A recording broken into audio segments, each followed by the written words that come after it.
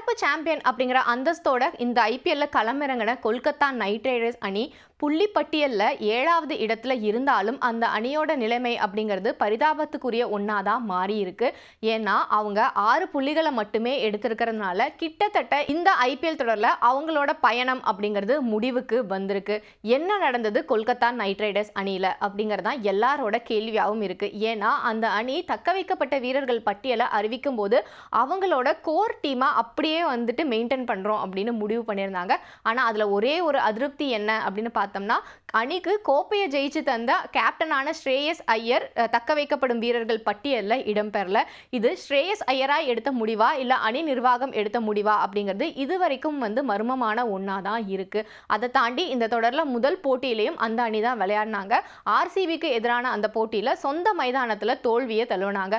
ஆனா அதுக்கப்புறம் அதுல இருந்து மீண்டு வந்த கொல்கத்தா நைட் ரைடர்ஸ் அணி சென்னை சூப்பர் கிங்ஸ்க்கு எதிராக சென்னை சேப்பாக்கம் மைதானத்துல ஒரு சூப்பரான வெற்றியை பதிவு பண்ணாங்க. ஏன்னா வெறும் 102 ரன்கள் அப்படிங்கிற ஒரு இலக்கை ஈஸியா எட்டி பிடிச்சிருந்தாங்க.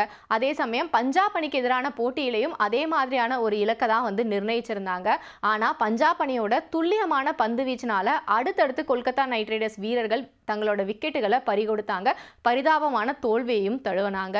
இதெல்லாம் ஒரு பக்கம் போயிட்டு இருக்கும்போது அணிக்குள்ள ஏதோ ஒரு சின்ன பிரச்சனை இருக்கு அப்படின்னு ஒரு விஷயம் இப்ப வெடிக்க ஆரம்பிச்சிருக்கு. ரசிகர்களை பொறுத்த வரைக்கும் அப்படி என்ன பிரச்சனை அப்படின்னு சொல்லிக்கிறாங்கிறத தான் இப்ப நம்ம பேச போறோம். முதல்ல அந்த அணி அதிக தொகை கொடுத்து ஏலத்துல எடுத்த வீரர் வெங்கடேஷ் ஐயர் 23.25 கோடி ரூபாய் கொடுத்து எடுத்திருந்தாங்க. ஒரு ஆல்ரவுண்டர் இவ்வளோ பெரிய தொகை கொடுத்து ஐபிஎல்ல எடுக்கப்படுறது அப்படிங்கிறது இதுதான் வரலாற்றுல முதல் முறையா அமைஞ்சிருந்தது.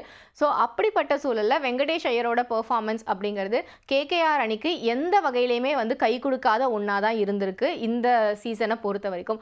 அதே மாதிரி அந்த அணியோட பவர் ஹிட்டர்களாக பார்க்கப்படுற ஆண்ட்ரே ரசல் ஆகட்டும் இல்லை ரிங்கு சிங் ஆகட்டும், 2 பேருமே தேவையான சமயத்தில் அந்த அணிக்காக எந்த ரன்களையுமே எடுத்து கொடுக்கல.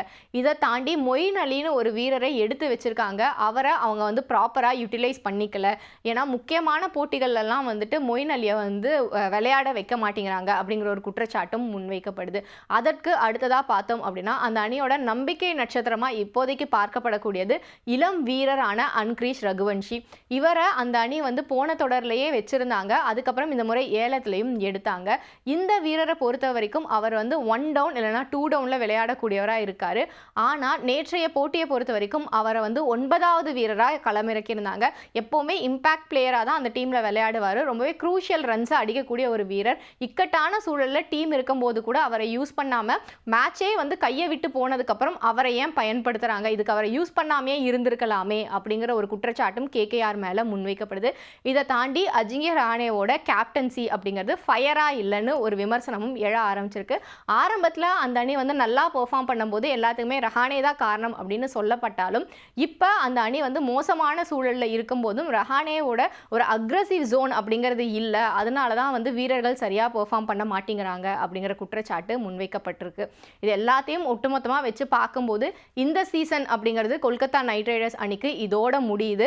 இதுக்கு அப்புறமா அந்த அணி அடுத்த சீசனுக்கு ரெடியாக வேண்டியதான். அதனால பெஞ்சில் இருக்கிற நிறைய வீரர்களை யூஸ் பண்ணி அடுத்த சீசனுக்கு யாரெல்லாம் பிளேயிங் லெவனில் வைக்கலாம் அப்படிங்கிற ஒரு முடிவுக்கு அந்த அணி வரணும் அப்படிங்கிறதா ரசிகர்களோட எதிர்பார்ப்பாக இருக்குது.